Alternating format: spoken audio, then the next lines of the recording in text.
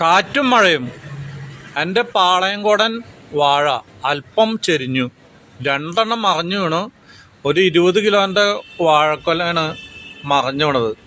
അപ്പോൾ ഇന്ന് ആഗസ്റ്റ് 2024 40 രൂപ വെച്ചാണ് ഒരു കിലോ പാളയംകോടൻ പഴം, മൈസൂർ പൂവൻ. അപ്പോൾ 800 രൂപയാണ്. അപ്പോൾ ഒരു മണിക്കൂറൊന്ന് പണി ചെയ്തിട്ടുണ്ടെങ്കിൽ ഒരു 5-6 വെച്ച് കെട്ടാം. കെട്ടി ഊന്നുവടി വെച്ച് അങ്ങോട്ട് കെട്ടി കൊടുക്കാം കേട്ടോ. ഇതൊരു 18 കിലോ ഏറ്റവും കുറഞ്ഞുണ്ടാവും. 15 കൂട്ടിയാൽ മതി. അപ്പോൾ 40 രൂപ വെച്ച് ഇന്നത്തെ വില 600 രൂപയാണ്. അപ്പോൾ ആകെ ഒരു മണിക്കൂർ മതി, ഒരു 5 കെട്ടാം. അപ്പോൾ ഇതാണ് ഊന്നു കൊടുക്കുന്ന വടി കണ്ടോ. അപ്പോൾ ഏതെങ്കിലും ഒരു പാഴ്മരം, പണ്ടൊക്കെ മുളയാണ് ഉപയോഗിക്കാറ്. ഇപ്പോൾ ഇതങ്ങോട്ട് കൂർത്ത് കഴിഞ്ഞിട്ട് ഈ കൂർത്ത അറ്റുണ്ടല്ലേ, അത് മണ്ണിലേക്ക് നമ്മൾ പിക്കാസുക്ക് 2 കുഴി താഴ്ത്തിയിട്ടുണ്ട്, അതിലേക്ക് തന്നെ വെച്ചോളുന്നു കേട്ടോ. അപ്പം നല്ല ശക്തിയിൽ കണ്ടോ. അപ്പം അങ്ങനെ അങ്ങോട്ട് കയറ്റി കഴിഞ്ഞിട്ടുണ്ടെങ്കിൽ അതങ്ങോട്ട് ഉറച്ചു, ഇനി കിട്ടില്ല വലിക്കാൻ. അപ്പം ഇതങ്ങോട്ട് വെച്ച് കെട്ടി കഴിഞ്ഞിട്ടുണ്ടെങ്കിലേ സൂപ്പറായിട്ട് ഉണ്ടായിക്കോളും.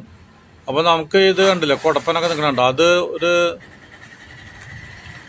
2 ആഴ്ച ആണെങ്കിൽ അത് വെട്ടിയിട്ട് കറി വയ്ക്കാം അല്ലെങ്കിൽ ഫ്രൈ ചെയ്യാം. അപ്പോൾ കുടപ്പം കൊണ്ട് നമ്മൾ പലതരം വിഭവങ്ങളുണ്ടാക്കും. അതൊക്കെ ഭാര്യ സബിതയ്ക്ക് അറിയാം. അപ്പോൾ ഇതുണ്ട്, ഇതിന് 2 ഊന്നുവടിയാണ് കൊടുക്കുന്നത്, ഒരെണ്ണം ബാക്കിലും ഒരെണ്ണം ഫ്രണ്ടിലും. കാരണം വെച്ചാൽ ഇതിൻ്റെ വാഴയുടെ കൊലയുടെ അവിടെ വെച്ചിട്ടാണ് ഇത് കുത്തു കൊടുക്കുന്നത്. കാരണം ഇവൻ്റെ നിൽപ്പ് അത്രയും ശരിയല്ല, അല്ലെങ്കിൽ ഒരെണ്ണത്തും അവസാനിപ്പിക്കാവുന്നു.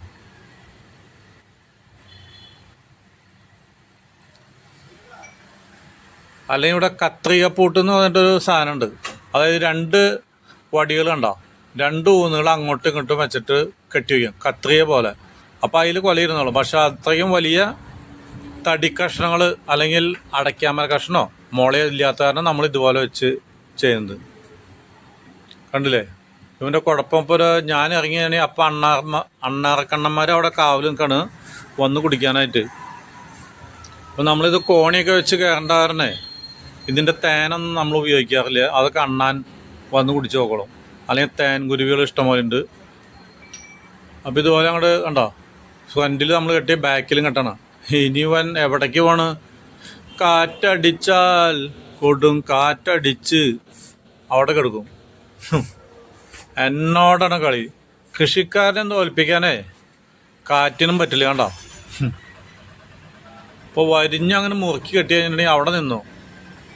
ഇനി ഒരു 2 മാസം അങ്ങനെ കൊല കൊണ്ട് വെട്ടിയെടുക്കാം, പഴുപ്പിച്ചാണ് തിന്നാം. പിന്നെ ഒരു ആഴ്ച പുട്ടും പഴവും. അപ്പോൾ ഇതിൻ്റെ കഴിഞ്ഞു. ഇത് കണ്ടോ, ഇതാണ് മറിഞ്ഞ വാഴ. ഇതൊരു 20 കിലോ കിട്ടേണ്ട വാഴക്കൊല്ലാണ് മറിഞ്ഞോണത്. അപ്പോൾ എനിക്ക് പറ്റണ കാരണം ഇത് ഞാൻ ഇന്നലെ ജനിച്ച ആളല്ലല്ലോ, കുറച്ച് ദിവസം മുന്നേ കഴിഞ്ഞ മാസം ഇത് ഊന്ന് കൊടുക്കേണ്ടതായിരുന്നു.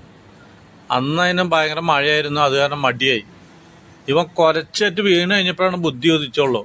അതുവരെ ഇവിടെ കിടന്ന് നടന്നു കണ്ടോ. അപ്പോൾ ഇതുപോലൊക്കെ ഇതിൻ്റെ ഇലകളൊക്കെ ചെത്തി വൃത്തിയാക്കി കഴിഞ്ഞാണെങ്കിൽ കാണാനൊരു ഭംഗി, വാഴയ്ക്കും അതൊരു സന്തോഷം.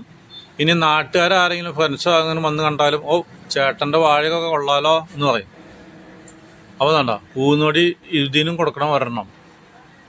ഇവന് ഒരെണ്ണം മതി. കാരണം വെച്ചാണെങ്കിൽ നല്ല സ്ട്രോങ്ങിൽ അങ്ങനെ നിൽക്കേണ്ട ആള് ഉണ്ടല്ലേ. അപ്പോൾ കുഴിച്ചിട്ട്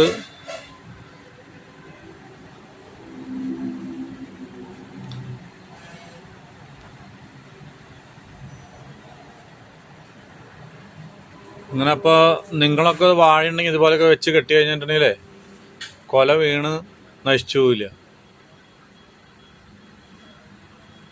അപ്പോൾ അടിപൊളിയായിട്ടുണ്ട് കണ്ടില്ലേ. ഇതൊരു കേടുന്ന വാഴയാണ്, അതാണ് വെട്ടി കളയുന്നത് കണ്ടോ. ഒറ്റ വെട്ട് താഴെ കൊണ്ട് വീണു. അപ്പം നിങ്ങൾ ഇതുപോലത്തെ വാളൊക്കെ എടുത്തിട്ട് വെട്ടുമ്പോൾ എന്നെ പോലെ വെറുതെ വെട്ടിയ കാര്യമില്ല. കാരണം വെച്ചിട്ടുണ്ടെങ്കിലേ ഞാൻ ഒരു എക്സ്പീരിയൻസ് നല്ല എന്താ പറയുക, കുറേ കാലങ്ങളായിട്ട് ചെയ്യണവരെ എനിക്കറിയാം ഈ വാൾ എവിടേക്കാണ് പോകണമെന്ന്. അതനുസരിച്ച് വെട്ടും. അപ്പം നിങ്ങൾ വെട്ടുമ്പോൾ സൂക്ഷിച്ച് വെട്ടിയില്ലെങ്കിൽ വാള് വീശുമ്പോഴേ പാളിപ്പോവും. അപ്പോൾ അതൊക്കെ ശ്രദ്ധിച്ച് ചെയ്യണ്ട. ഇനി ഇതിൻ്റെ കാട്ടൊക്കെ നമ്മൾ വെട്ടി ഇങ്ങനെ ഇട്ട് കഴിഞ്ഞിട്ടുണ്ടെങ്കിൽ പെട്ടെന്ന് ചീഞ്ഞു നോക്കണം. അപ്പോൾ ആ ചെറിയ വാഴ ഉണ്ടോ, അവനൊരു വളമായി. പിന്നെ അപ്പുറത്ത് മാവുണ്ട്, അതിനൊക്കെ വളം കിട്ടി കേട്ടോ. അപ്പോൾ നമ്മൾ ഈ വാഴയുടെ ഇത് അവസാനിപ്പിച്ചു.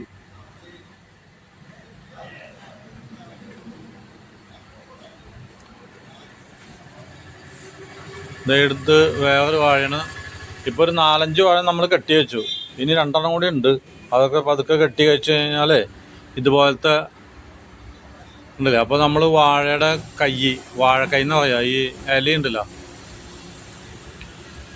അതൊക്കെ ചെത്തി കളയണം. അല്ലെങ്കിൽ ചെള്ള് സാധനങ്ങളൊക്കെ വന്നിരിക്കും. പാളയംകോടനൊന്നും അത്ര വലിയ പ്രശ്നങ്ങളില്ല. മറ്റുള്ള വാഴകളുണ്ട്, പൂവൻ അല്ലെങ്കിൽ ഏത്തവാഴ, അതിൻ്റെയൊക്കെ നല്ല ക്ലീൻ ആക്കി വയ്ക്കണം. ഇല്ലാതെങ്കിൽ ഒക്കെ കേടുവന്ന് പോകും. ഇതൊക്കെ ഏത് കാലാവസ്ഥയിനെയും അതിജീവിക്കുന്ന വാഴകളാണ് ഈ പാളയംകോടൻ അല്ലെങ്കിൽ മൈസൂർ പൂവൻ എന്ന് പറയുന്നത്. ഇതിന് വെള്ളമൊന്നും അത്ര വലിയ ആവശ്യമില്ല. വെള്ളമില്ലെങ്കിലും അവിടെ ഉണങ്ങിയ പോലെ നിൽക്കും. അപ്പോൾ ഇന്നത്തെ പണികളൊക്കെ ഒരുവിധമായിട്ടുണ്ട്. അപ്പോൾ വീട്ടിൽ പോകാനുള്ള തയ്യാറെടുപ്പാണ്. കണ്ടില്ലേ, ഇത് ആ തേക്ക് മരത്തുമ്മയ്ക്ക് വെച്ച് കെട്ടണം. ഇത് ചെറിയൊരു കൊലയാണ്, അതുകൊണ്ട് ഈ മരത്തിൻ്റെ അടിയിൽ നിൽക്കണേ. അപ്പോൾ എൻ്റെ പണികൾ കഴിഞ്ഞ് വീട്ടിൽ പോകണം. കണ്ടല്ലേ, കോണിയുണ്ട്, നാളികേരം 2 കിട്ടി, പിക്കാസ് ഉണ്ട്, വെട്ടുകത്തി ഉണ്ട്. ഇതാണ് കൃഷി.